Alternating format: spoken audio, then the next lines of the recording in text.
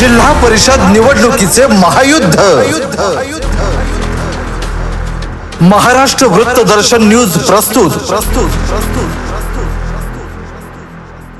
Maharashtra वृत्तदर्शन news प्रस्तुत जिल्हा परिषद निवडणुकीचे महायुद्ध या विशेष कार्यक्रमामध्ये मी राजेंद्र कांबळे आपणा सर्वांचं स्वागत करतो। आता आपण आलेलो आहोत एरंडोली जिल्हा परिषद गटातील असणाऱ्या डोंगरवाडी या गावामध्ये। या ठिकाणी आपण पाहू शकत आहात इथली जनता आहे, आपण त्यांच्याशी बातचीत करणार आहोत। जिल्हा परिषदची निवडणुकीची रणधुमाळी सुरू आहे, पंचायत समितीची निवडणुकीची रणधुमाळी सुरू आहे आणि डोंगरवाडीकर म्हणून तुमची नेमकी भूमिका काय असणार या निवडणुकीच्या बाबतीत? आमची भूमिका ठामच राहील, कारण सुरेश भाऊनी जो या विकास केला या डोंगरवाडी गावामध्ये तो अतिशय उल्लेखनीय आहे। आणि सुरेश भाऊनी जे उमेदवार दिले तर जसं सोनार आपलं छाननी मारून जसं सोन्यामधून हे करतो, हिरा काढतो, हिरा किंवा सोन्याचं एकदम हे करतो प्युअर असली, तसं या ठिकाणी उमेदवार दिलेला आहे। याच्यामध्ये काही शंका नाही की हा उमेदवार असं किंवा काही चर्चा करण्याचा अर्थ नाही। 100% हा निवडून येणारच आणि या उमेदवाराला डोंगरवाडीच्या वतीनं 100% 100% हा पाठिंबा राहणार आहे। आणि येत्या भविष्यकाळामध्ये आमचीही त्यांच्याकडून भरपूर अपेक्षा आहे। आमचाही नेता चांगला या भागामध्ये व्हावा, आम्ही त्यांच्याकडे जावं, त्यांनी आमचं ऐकावं, सर्व हे आमची अपेक्षा आहे। तुम्ही काय सांगाल निवडणुकीच्या बाबतीत तुमची भूमिका काय असणार? तानाजी अप्पा पाटीलच की 100% आम्ही मतदान करणार। काय विकासाच्या बाबतीत काय येतं? विकासाचा काय विकास सगळा पाक सुरेश भाऊनी तानाजी आपण विकास केला, पूर्ण केला विकास। सगळं जी झाली 14 कोटी इथे झाले, डोंगरवाडीत झाले। तानाजी दादांचं मिरज पूर्व भागात चांगलं काम आहे आणि एरंडोली मतदारसंघात ते काहीतरी चांगलं करू शकतील, यामुळे पुन्हा एकदा आपण त्यांच्यावर विश्वास टाकणार आहे या निवडणुकीच्या माध्यमातून। विकासाच्या बाबतीत काय इथला काय विकास झाला आहे नाही झाला आहे? विकास म्हणजे बरेचसेच क्रीडा क्षेत्रात असू दे, काय मिलिटरी भरती असू दे, पोलीस भरती असू दे, अशा लोकांच्या काहीतरी गायडन्ससाठी जे काय करता येईल, किंवा एखाद्या वृद्ध आश्रम किंवा वृद्ध जे व्यक्ती असतात, जे माता भगिनी अशा स्वरूपातले, त्यांच्यासाठी देखील तानाजीदादांचं काम तळागाळापर्यंत पोचलेलं आपण बघितलेलं आहे। आणि तो माणूस कायम सत्तेवर असो अगर नसो तरी देखील तो प्रत्येकाच्या जीवनाशी निगडीत राहिलेला आहे। आणि सुरेश भाऊंनी देखील त्यांच्यावर विश्वास टाकून सध्याच्या घडीला त्यांची विश्वासार्हता, त्यांची एक आयडेंटिटी आहे ती अजूनही वाढवलेली आहे, पूर्वी होती त्यापेक्षा जास्त।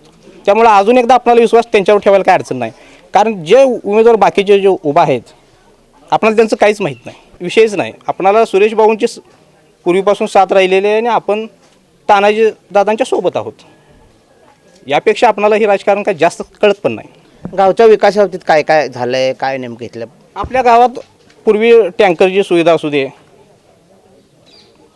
बऱ्याच होतकरू तरुणांना त्यांनी उभारणी दिलेली आहे आणि चांगल्या पद्धतीचं त्यांचं संघटन आहे समाजात। त्यांच्याबद्दल बोलण्यासारखं भरपूर आहे आणि समजून घेण्याबद्दल भरपूर आहे आणि ते निवडून येतील हा विश्वास देखील आम्हाला तेवढाच आहे। 100%. काय सांगाल अजून काय काय नेमका विकास इथं काय काय झाला आहे? विकास या ठिकाणी जे समोर दिसते स्टेजचं काम झालेलं आहे, परत समोर ग्राउंड नव्हतं बसण्यासाठी, ते ग्राउंडची सोय झालेली आहे। गेली 10 ते 15 वर्ष किंवा 50 वर्ष मशानभूमीचं काम होत नव्हतं, ते भाऊनी आपल्या निधीतून हे करून आता सध्या ती उपलब्ध करून दिलेली आहे मशानभूमी। आणि अजून एक नॉर्मल काम राहिलं ते भाऊ करतील, हे रस्त्याचे कामचं गिरलिंगाच्या मंदिराचं राहिलेलं ते पण करतील ही अपेक्षा आहे आमच्याकडं। भाऊनी अतिशय चांगलं काम केलेलं आहे आमच्या भागामध्ये, या कामाला तोड नाही आहे। जेवढं कौतुक भाऊंचं करावं तेवढं थोडं आहे आणि त्याच्यामध्ये मग दादाही आपल्या घरच्या थोरल्या भावाने आहेत, त्यात काही विषय नाही। आणि शेवटी हा भावाच्या पाठीवर ही गावही राहणारच। तुम्ही आता डोंगरवाडी गावकरी आहात, नेमकं विकास कुणी केला किंवा विकासाच्या मुद्द्यावर निवडणूक होणं गरजेचं आहे का जिरवाजिरवीच्या मुद्द्यावर निवडणूक होणं गरजेचं आहे? हे विकासाच्या मुद्द्यावरतीच होणं गरजेचं आहे, कारण कसं माणसांची अपेक्षा ही काय असते, गावात सुखसुविधा या आल्या पाहिजेत। मग मी हे करतो, ते करतो, अमकं करतो, तमकं करतो, त्याला अर्थ नाही। समोर ऑन ग्राउंड दिसलं पाहिजे की बाबा हे काम या गावामध्ये झालेलं आहे।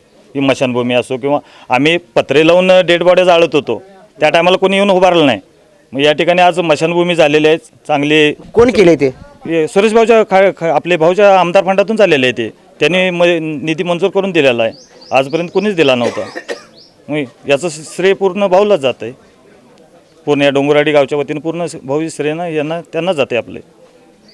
मग त्यांचं कितीही जरी आपण कौतुक केलं तर शेवटी ते व्यक्ती महान आहे, त्यांनी फंड आणला आणि डेअरिंग केलं. शेवटी ते पालकमंत्री राहिले. अजून पुढच्या भविष्यात अजून त्यांच्याकडे पद येईल.